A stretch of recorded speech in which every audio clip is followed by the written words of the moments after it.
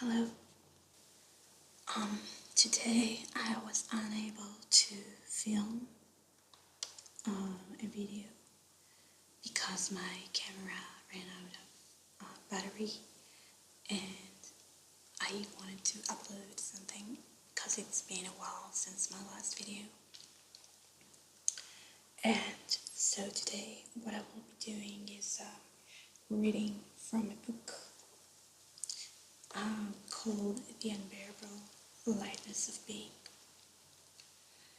and it's written by Milan Kundera, who I believe is a Hungarian author. It says is Franco-Czech on the back of the book, so my bad. So I'm sorry. So this book is, I read it in high school, and I wasn't able to appreciate it back then, and I do now. So I'm glad I grew up and reread it. And I will be reading to you the first 2 chapters of the book. And a little warning in advance. This book has themes that are quite controversial, and this recording is not to say that I necessarily agree with them, but I'm going to be reading them, so you should be aware of that. So I'm holding the book in my hand, and I will open it in a moment to read this to you.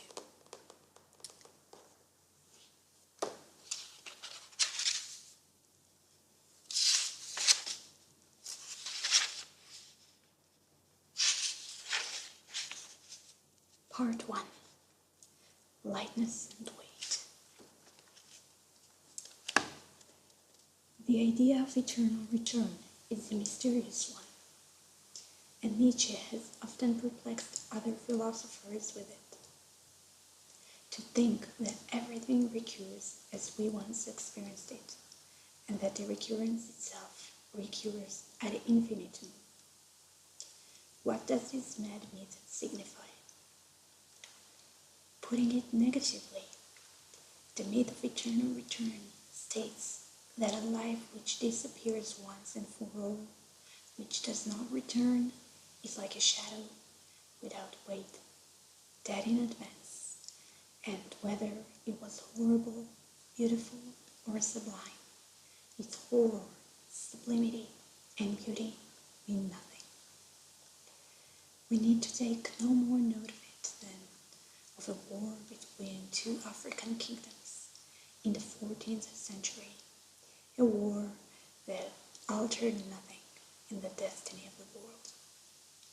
Even if 100,000 blacks perished in excruciating torments, will the war between 2 African kingdoms in the 14th century itself be altered if it recurs again and again in eternal return?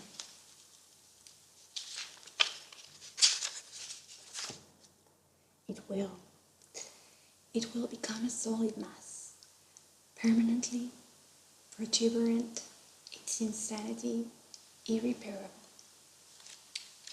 If the French Revolution were to recur eternally, French historians would be less proud of Robespierre, but because they deal with something that will not return, the bloody years of the Revolution have turned into mere words, theories, and discussions, have become lighter than feathers, frightening no one. There is an infinite difference between a Robespierre who occurs only once in history and a Robespierre who eternally returns, chopping off French heads. Let us therefore agree that the idea of eternal return implies a perspective from which things appear other than as we know them. They appear without the mitigating circumstance of their transitory nature. This mitigating circumstance prevents us from coming to a verdict. For how can we condemn something that is ephemeral, in transit? In the sunset of dissolution, everything is illuminated by the aura of nostalgia, even the guillotine. Not long ago, I caught myself experiencing the most incredible sensation, leafing through a book on Hitler. I was touched by some of his portraits. They reminded me of my childhood. I grew up during the war. Several members of my family perished in Hitler's concentration camps. But what were their deaths compared with the memories of a lost period in my life, a period that would never return? The reconciliation with Hitler reveals the profound moral perversity of a world that rests essentially on the non-existence of return. For in this world, everything is pardoned in advance, and therefore everything cynically permitted.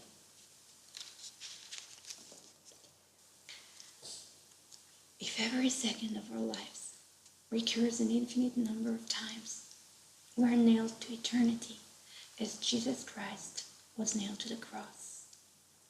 It is a terrifying prospect. In the world of eternal return, the weight of unbearable responsibility lies heavy on every move we make.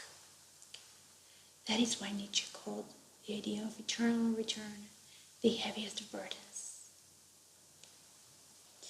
If eternal return is the heaviest of burdens, then our lives can stand out against it in all their splendid lightness. But is heaviness truly deplorable and lightness splendid? The heaviest of burdens crushes us. We sink beneath it. It pins us to the ground. But in the love poetry of every age, the woman longs to be weighed down by the man's body. The heaviest of burdens is therefore simultaneously an image of life's most intense fulfillment. The heavier the burden, the closer our lives come to the earth, the more real and truthful they become.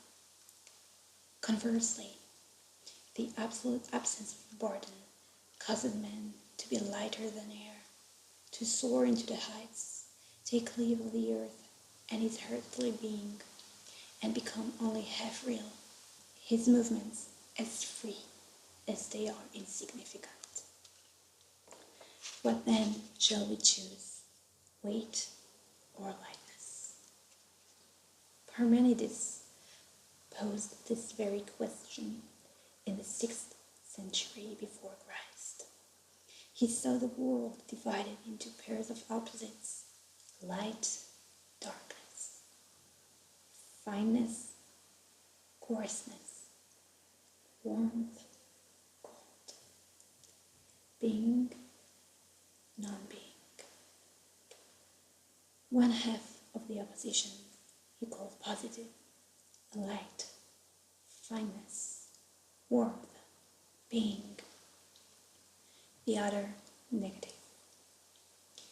We might find this division into positive and negative poles childishly simple, except for one difficulty. Which one is positive, weight or lightness?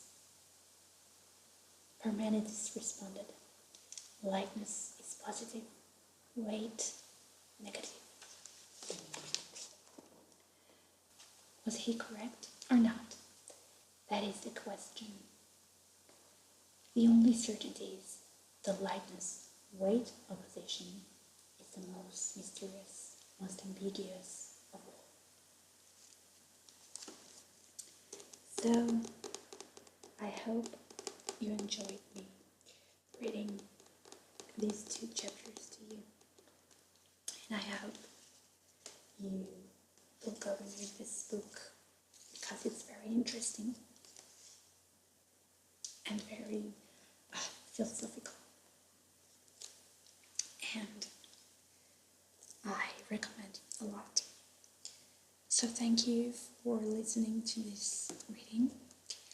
Another thing that I would like to say before I finish is an announcement. Last week I uploaded a giveaway and I received a few comments regarding the Twitter requirement. So in order to make things for you easier and to allow people to participate in this giveaway, the Twitter option of participating is not mandatory anymore, and you will be able to participate by only being subscribed to my channel.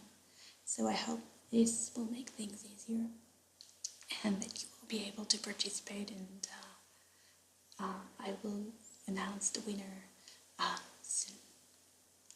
If you liked this video, please give it a thumbs up and subscribe to my channel if you want to see more videos like it. Goodbye.